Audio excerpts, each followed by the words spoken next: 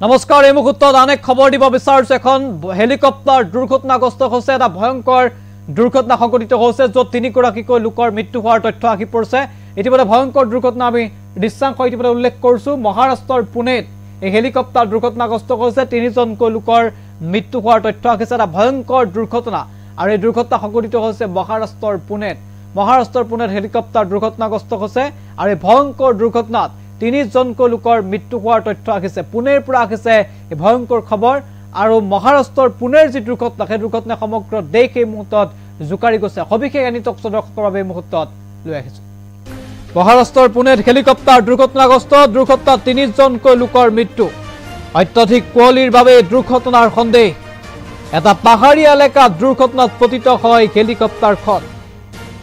বাপধানৰ সমীপত সংঘটিত হয় এই দুৰ্ঘটনা পুৱা 7 বজাত এই দুৰ্ঘটনা সংঘটিত হৈছে